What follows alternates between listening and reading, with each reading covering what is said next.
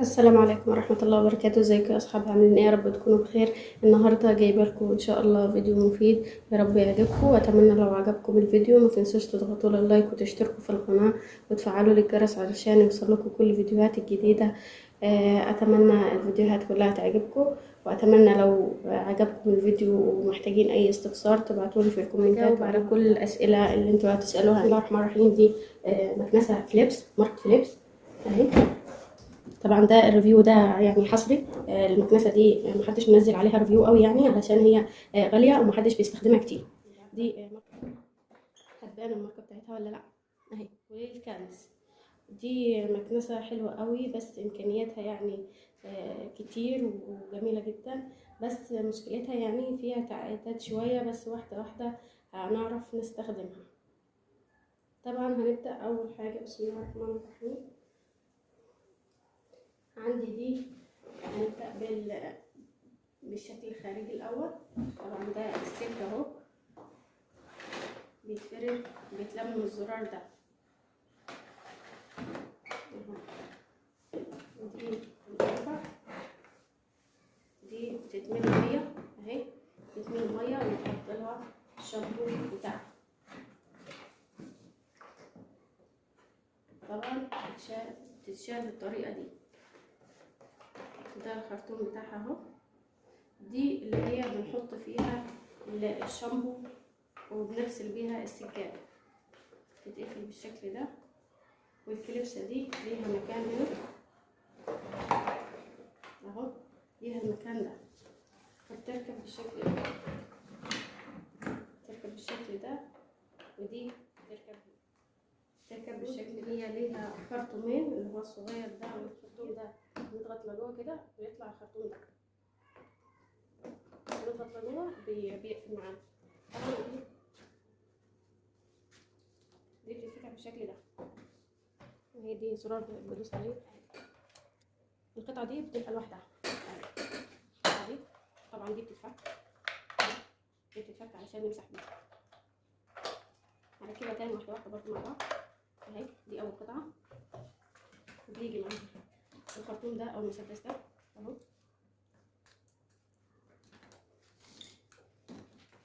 هركبه مع بعض تاني.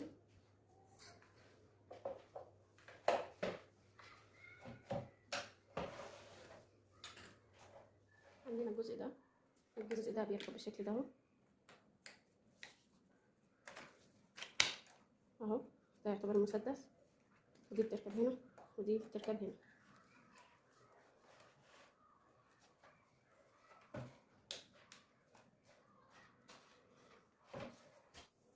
وده اخره بيركب بالشكل ده. والكليبسه دي طبعا بتطلع بالشكل ده اهو. بنركبها اللي هو الخرطوم الصغير وبنثبتها في الخرطوم الكبير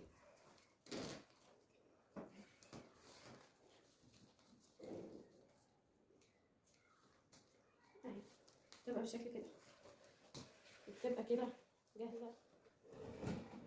طبعا انا هوريكم بس على الارض علشان انا غسل السجاد بتاعي مفيش اهو، ما عنديش يعني سجاد جاهزه. طبعا انا بدوس من المسدس ده، بضغط كده بتنزل لي الميه. المفروض انا اضغط كده بتنزل لي الميه وبتشفط بالشكل ده. هنشغلها اخر الفيديو علشان بس الصوت. وده الشامبو اللي هو المفروض بيجي معاها، بيجي مع المكنسه اهو. بنحط غطا واحد على القربه دي، غطا واحد من دي بيتحط على القربه دي. بتغسل معايا سجاده حوالي 2 متر 3 متر. خلاص. دي كده اللي هي الغسيل. طبعا النصيحة ليكي لما يغسل بالمكنسة دي يا ريت يخلي السجاد في التهوية كده علشان ما يكنفنش. نشغل عليه مراوح او فعوة علشان هو بيكون ملدح شوية. يعني هي بتغسل وبتنشف، بس مش بتنشف التنشيف اللي هو القوي يعني.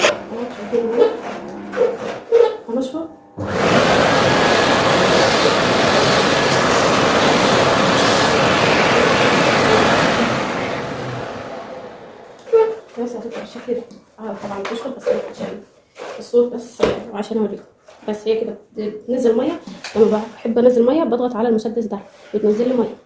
لما بحب اشفط بشغل المكنسه اللي هي الشفط وبتشفط الميه. طبعا هي كده غسلت. في التنشيف طبعا مش بتخلي اي ميه بالشكل ده.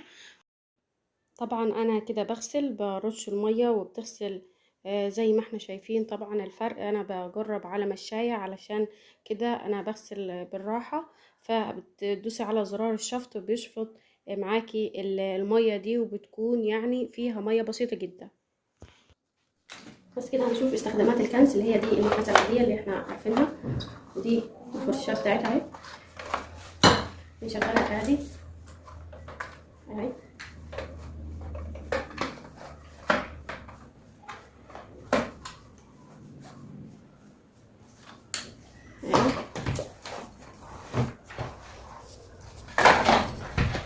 اهي بنركب الخرطوم ده هنا، دي عادية خالص زي اي مكنسة اهي كده. يبقى هي كده. طبعا ده اللي هو الكيس اللي هو جوه بتاع التراب، طبعا هنفتحها ونشوفها مع بعض. دي طبعا فرشة نغسل بيها برضو السجاد او الحاجات اللي هي الستاير، ودي برضو بنشفط فيها اللي هو في الانتريهات او الحروف في الاساس اهو الشكل ده. طبعا ده الفلتر بتاعها. طبعا احنا بنشيل الحاجات اللي هي الغسيل،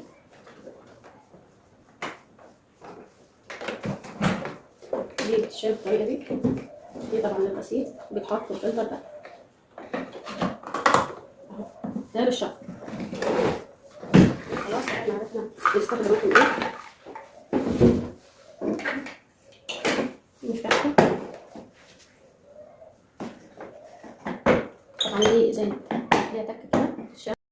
القطعتين دول اللي هما بنغسل بيهم، طبعا القطعتين دول بيتفكوا ليهم مجرى كده بيتربطوا مع بعض بالشكل ده اهو، تتلف بالشكل ده. هنا دي المكان بتاعه اهو، ده المكان بتاعه، وده اللي هو الكيس بتاع التراب.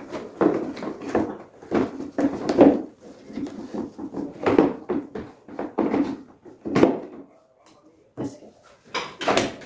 طبعا الموتور دي المفروض تتركب علشان الغسيل، انما لو مفيش غسيل بتتشال تركب عشان نغسل. بنركب القطعه دي والقطعه دي زي ما احنا شفناها، دي السداده ودي اللي هي للميه، دي للمسح، انما دي للكنس اهو. دي للكنس، بتركب القطعه دي للكنس، انما القطعه دي للغسيل. بتاع المكنسه برضو بيتعلمك ازاي بتتركب. التعليمات بتاعتها هي بالعربي بالانجليزي بجميع اللغات. هو الغسيل، المسدس ده والفرشه دي للغسيل، ودي برضو للغسيل، ومعاها السداده دي، ودي برضو القربه دي برضو اللي بنحط فيها الميه وبنحط فيها الشمع، ودي برضو للحاجات اللي هي الحاجات الضيقه، الحاجات برضو اللي بنشفط فيها الميه. اي حاجه شفافه يبقى لشفط الميه او للغسيل. ودي لشفط الاتربه من الاساس او من الانتريهات يعني والاماكن الضيقه. ودي طبعا للاتربه للكنس، وده الخرطوم ده يشتغل للاثنين هو العصايه دي. طبعا مش ده بتاع المكنسه فيه كل التعليمات وكل الامكانيات بتاعت المكنسه. خلاص طبعا. والاساسي اللي هو الكيس اللي هو كيس ابيض. طبعا الزرار ده للميه، لشفط الميه وتنشيفها والبخ الماء، وده للتشغيل بتاع شفط الاتربه.